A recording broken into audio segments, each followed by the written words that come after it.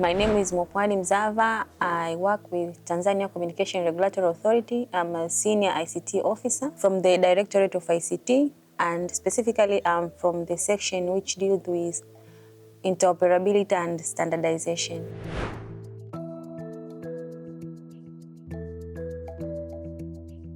Our previous initiative was on fostering strategies for ICT access to people with special needs. So after gaining the project management training by the iPRIS, we get a focus of which was to first consider the people with vision impairment. So we went for the blind, and after the program with iPRIS, the authority, Tanzania Communication Regulatory Authority, provided computers and different ICT equipments to government schools, which were very accessible even to students with special needs. And after some times, as we were working hand in hand with iPRIS, we conducted like an assessment tour to see if the equipment we provided had some of good or bad impacts. We found most of the government schools introduce ICT subjects, and good thing is even the students who had disabilities like vision impairment specifically were confident to take all of those ICT subjects. So it had a very good impact. And in addition to that, we got different regulatory approaches by the directives of the iPRIS programs. For example, after all of those implementations, we tend to have different guidelines, and one of them is to people with special needs. And also we add standards, ICT, accessibility to people with disability standards. So all of those standards and different regulatory approaches, it's like iPRIS are helping us change all of these initiatives into more structured regulatory approaches, which are really helping us.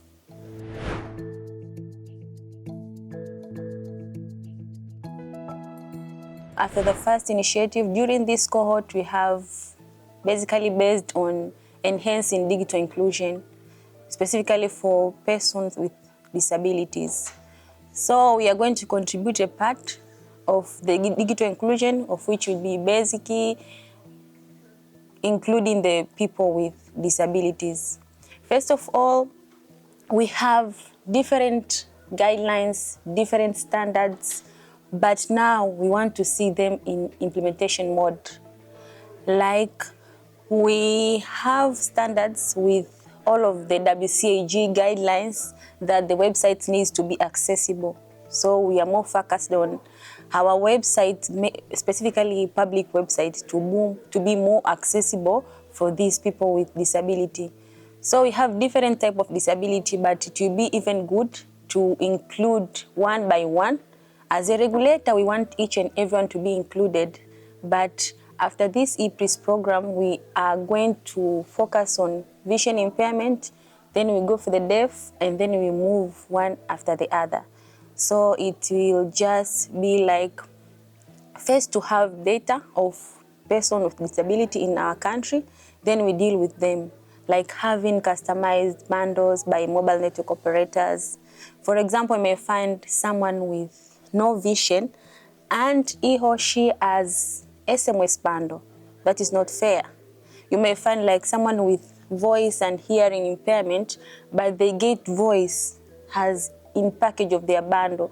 So it's like we need to have customized service for these people and including them to achieve the digital inclusion we want.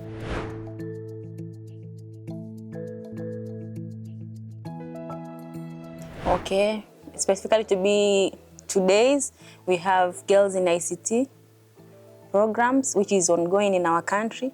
So we like included all of the girls from different schools, starting from the primary schools, secondary schools, universities, and they're like exhibiting their capabilities in ICT specifically. Because we can just refer a few years back, girls were very much behind. They have to be like take even the girls with no merit, so has to have girls in different activities. But currently, we are including them in each and everything. You may find girls have big projects. They are doing a lot of things like artificial intelligence projects, machine learning projects, and different projects of which they are of benefit in our economy. Yes, my message is keep up the good work. Don't look your gender as a form of disability or form of something which will make you move behind. You have to keep up the good work. Use your brain, use your energy, use everything you have to reach your target and goals.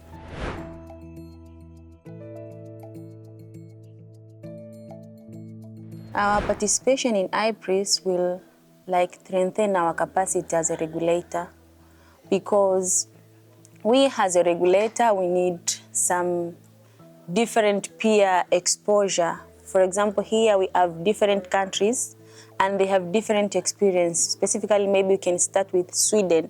In Sweden, there are different services specifically to persons with disability. We found that they have text relay, they have video relay for the sign language, they have speech-to-speech for cognitive and adult communications. So by taking all of these best experiences or best practices, we can just adopt them into Tanzanian context, of which we can have good products and services to Tanzanian populations.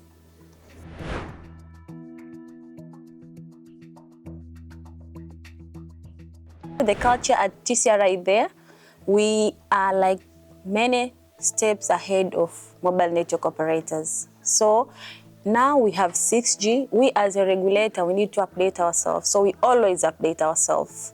We update ourselves in terms of artificial intelligence, machine learning, virtual reality, and even the 6G of which it is coming. And in addition to that, we also have open radio access network. So we are updating our capacities to be able to handle them if they come into the actions.